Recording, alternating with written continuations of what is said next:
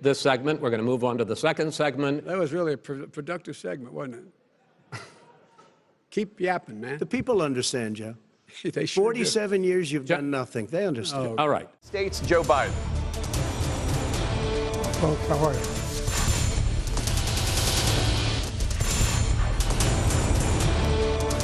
Joe, our country is being destroyed as you and I sit up here and waste a lot of time on this debate. This shouldn't be a debate. He is the worst president. He just said about me because I said it. But look, he's the worst president in the history of our country. The idea that we're talking about worst presidents, I wasn't joking. Look it up, go online. 159 or 58, don't hold me the exact number, presidential historians, they've had meetings and they voted who's the worst president in American history. One through best to worst. They said he was the worst in all of American history. That's a fact.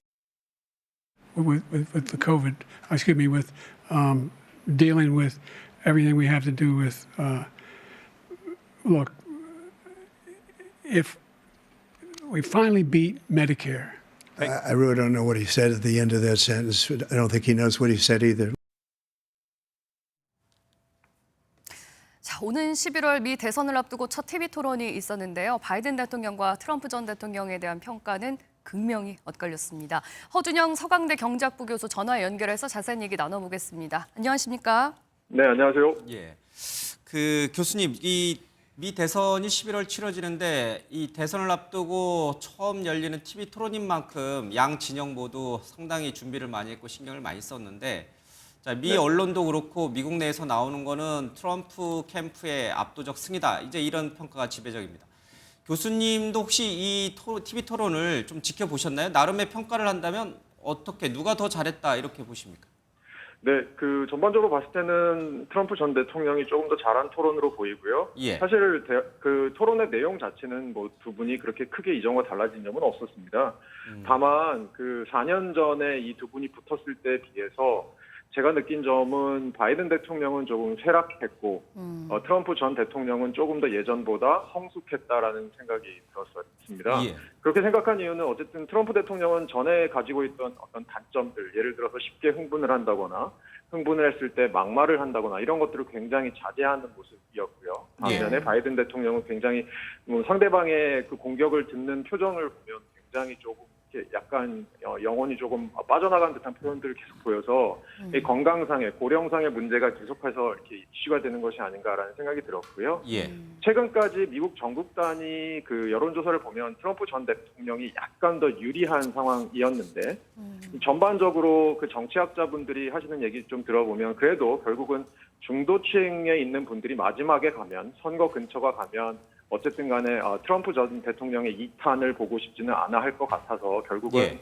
바이든 대통령에게 다시 돌아올 거 아니냐라는 이유 때문에 그래도 바이든 대통령이 유리한 부분이 있지 않나라고 보았던 부분이 있는 것 같은데요. 예. 그런 측면에서는 트럼프 대통령의 조금 더 성숙해진 모습, 이런 뭔가 이렇게 흥분을 자제하는 모습, 화법들 이런 것들은 결국은 이러한 중도 표심이 떠나는 것을 조금 방지하는 역할을 하게 하지 않았을까라는 생각을 하게 됩니다. 허 교수님 지금 말씀을 들어보니까 TV 토론에서 트럼프 전 대통령이 좀 잘했지만 그럼에도 불구하고 바이든이 여전히 우세한 분위기, 우세한 어떤 판세를 이어가고 있다 이렇게 이제 해석하시는 거로 들려요. 그러나 실제로 유럽에서는 또 미국 내의 진보 진영, 특히 바이든 쪽을 지지하고 있는 이 진보 언론 쪽에서는 어제 TV 토론회 끝나고 나서 큰일 났다.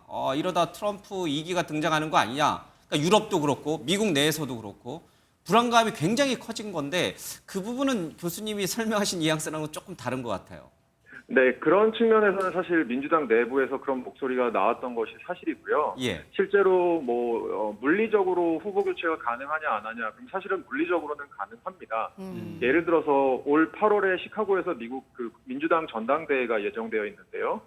현재 바이든 대통령은 사실 이 전당대회에 참여하는 대의원들의 아주 다수의 대의원들의 지지를 확보해 놓은 상태고요. 사실은 그 전당대회에서 추대만 되면 되는 상황이었는데요. 예. 만약에 바이든 대통령이 본인이 사임하겠다라고 하면 이 전당대회를 통해서 그리고 전당대회 이후에 민주당 내부에서 다시 그 게임의 룰을 만들어서 후보를 다시 추대하는 것이 물리적으로 가능합니다. 물론 제가 말씀드린 대로 가장 중요한 것은 바이든 현 대통령의 의중, 본인이 결심 사항이 되겠습니다.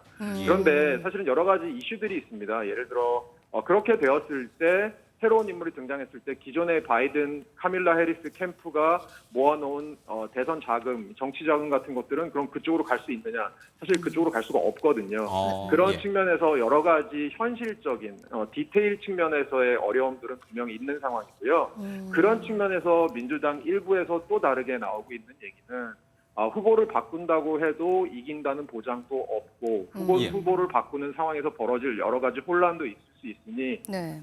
우선은 지금 바이든 후보를 믿고 가는 것이 옳지 않느냐라는 반대의 목소리도 나오고 있는 것이 사실입니다. 네, 뭐 미국에서 지금까지 중간에 후보가 교체된 거는 그것도 대선 11월인데 이제 와서 교체된 거는 전례가 없었잖아요. 네, 4개월 전에 교체된 전례는 없었습니다. 예, 그만큼 좀 어려운 판단이 될 것 같은데 이제 만약에 트럼프 전 대통령이 되느냐, 바이든 대통령이 완주를 해서 바이든 대통령이 연임을 하느냐에 따라서 우리나라에 미치는 영향도 달라지지 않겠습니까? 어떤 점을 대비하는 게 좋을지 전문가로서 조언을 해주신다면요? 네, 아무래도 제가 경제학을 전공하다 보니까 뭐 정치적인 영향도 있고 외교적인 부분에서의 변화도 있을 것 같습니다만 네. 경제적인 변화 측면에 좀 주목하고 싶은 부분이 있습니다. 예. 아무래도 바이든 대통령이 다시 당선됐을 때는 바이든 1기의 그 정책들을 계속해서 밀고 나갈 거기 때문에 네. 상대적으로 예측 가능성이 굉장히 높은 상황입니다. 근데 트럼프 대통령이 다시 됐을 때는 사실 바이든 대통령의 정책들을 많이 뒤집으려고 할 거고 예. 네. 그리고 올해 또 시청자들께서 또 잊지 마셔야 되는 부분 하나는 미국의 대선과 함께 미국의 일반 선거도 열립니다. 그래서 상원의 3분의 1이 바뀌고 하원 전체가 바뀌게 됩니다.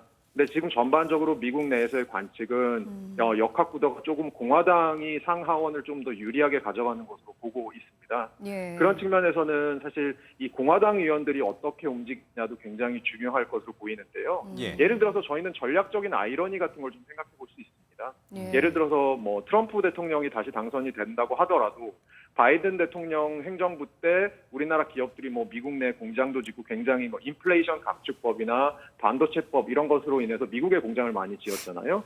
이런 공장을 지을 때 정작 그 공장을 짓는 지역구에 공화당 의원들이 있는 지역구들은 바이든 대통령이 정책에 반대함에도 불구하고 본인 지역에 이렇게 공장이 생기는 것에 대해서 되게 아이러니하게도 또 환영하는 반응들을 많이 보였습니다.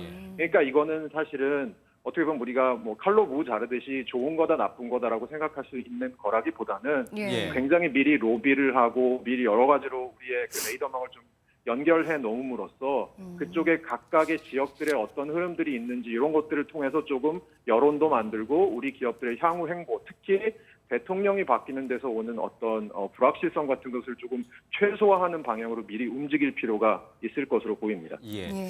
전화 연결이 됐으니까요. 하나만 더 여쭙겠습니다. 이제 전 세계 특히 우리나라도 그렇고요. 미국의 금리 인하 시점을 이제 궁금해합니다. 지금 트럼프 캠프에서는 이 미국 경제에 대해서 뭔가 실정을 부각시켜서 바이든 쪽을 공격하고 싶어 할 거고 바이든 캠프 쪽에서는 미국의 경제 성장이라든지 여러 가지 뭐 취업이라든지 이런 부분들을 강조해서 유권자들의 표심을 좀 가져오고 싶어 하잖아요.